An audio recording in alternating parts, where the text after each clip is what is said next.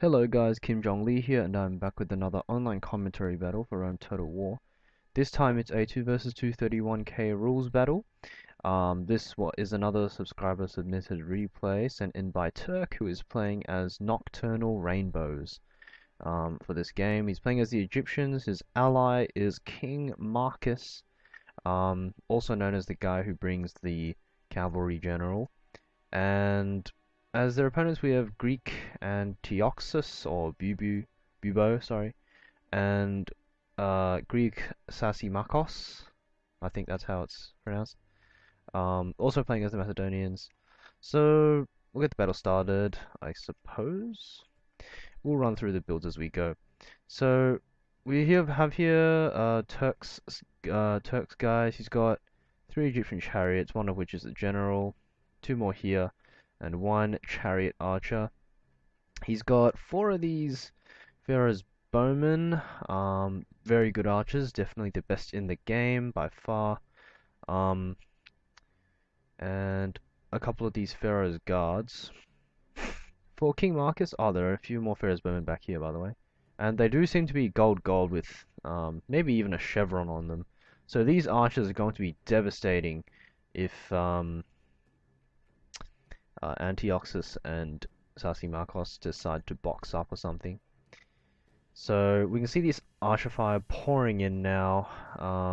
Marcus himself has brought 2 archers, so very archer heavy game, and archers are pretty good against pikes because the pikes, the armor isn't as high as the urbans or the Spartans, which they usually struggle against. So against these Macedonian pikes, archers are definitely not too bad.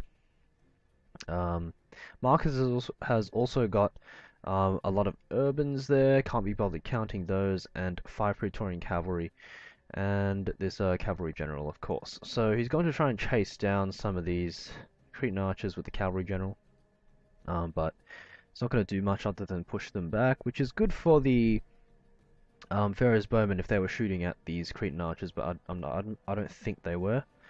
So more running around for Marcus. Looks like there's going to be a cav standoff right here, and it's not good for Macedon. As Macedon, you 100% do not want to be fighting chariots, especially because your companion cav have like such a low armor value that you can't really even do the box thing that you would do with cataphracts to stop them. So not too good, and Marcus is going to try and use this to his advantage and try and pick off these archers here. But it looks like he manages to do that, but he's very close to getting his general caught. And it looks like there's going to be a very big engagement with the cav and pikes here. Sorry about the lag, guys. I'm not sure why my computer's just running very slowly for some reason. Anyway, King Marcus here gets his guys surrounded and hit by these companion cav. Because he has brought the cavalry general, he's got less cav units than ANTIOXUS. He's only got 5, and these pikes definitely help out Bubo as well, preventing these chariots from doing any real work. So that's a very nice route. Great work by ANTIOXUS, Bubo, on these guys, and also just, you know, the cavalry general generally being useless.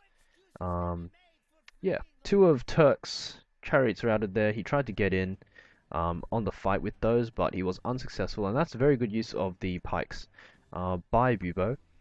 You definitely want to be engaging the pikes onto cavalry, and if they get onto the chariots, it's very bad for the chariots, because the chariots just die instantly to pikes, and they die instantly to archers as well. I mean the missiles from the archers. So you want to keep them well out of range of the archers. This unit's a bit close here, might want to be careful of that. But XASIMACHOS and Bubo have loose formation all their guys, and it looks like they're planning to tough out the rain of arrows that Turk and Marcus are going to be firing in here. Marcus is being a bit aggressive with his infantry. I think he really should just take it slow. Even though the cav is all dead, they still have the infantry and they still have the archer advantage by far.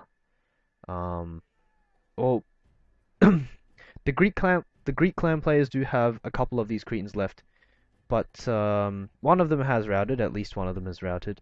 So I mean, these Pharaoh's Bowmen are going to be able to do work. There's just so many of them, and these guys are, I think, gold with a chevron, if I'm not mistaken. They might even be like gold 3 chevrons or something. Probably not. That's a bit overboard. But Bubo gonna push up with some of these Royal Pikemen here, which is not a bad move considering all the cav of Marcus is now dead. Normally to counter this, you would just sandwich them with cav, and they would rout pretty quickly. But you don't want to be sandwiching them with chariots, so it's unlikely Turk's going to go for that. So it's very difficult for these guys to be pushed back, but as you can see, the morale of the Macedonian pikes is just so low that even just like the presence of overwhelming numbers is a bit too much for them, and they end up routing and pretty much getting thrown away. So I'm not sure why Bubo felt the need to push these archers back. It's not terribly good to be using pikes like this, and you normally try not to do that. So it's interesting to know.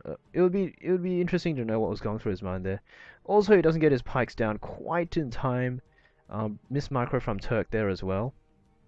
He definitely should have moved those out of the way. This mass of cav though should be pretty devastating, but Bubo's using them to chase this one archer unit, which is very strange. As you can see, the Macedonian pikes they're routing due to their low morale. These archers still doing work. They're still just pumping arrows into these pikes. Some of them are all bunched up now, which could work to the archers' advantage. And I'm sure Turk is going to be pointing those archers where he thinks they'll do the most damage. Again, Bubo being very ineffective with this cav here. He might get punished actually, but he's probably going to go for this unit or these units over here, or these archers. The archers are doing a lot of damage, but you have to keep in mind, the longer he runs these cav around the archers, the more the archers have, more time the archers have to shoot them. So he is leaking men. As you can see, some companion cav dropping here and there. He's going to get a charge onto these guys though, very nicely done by him. Over here though, XASIMACHOS not doing so well. These Egyptian chariots have run rampant, really inflicting that morale damage on XASIMACHOS. And this is, I don't really like this, but I think because he's seen all the routing already, Turk feels like he can go for it, and he goes for a charge into the pikes. Normally, I wouldn't do that, even if I did see what he was seeing, but it worked out, so yeah, I guess it's fine. You don't usually want to be charging chariots into pikes because they die so quickly even if they hit the back of pikes. But in this case, this was a huge mass rout.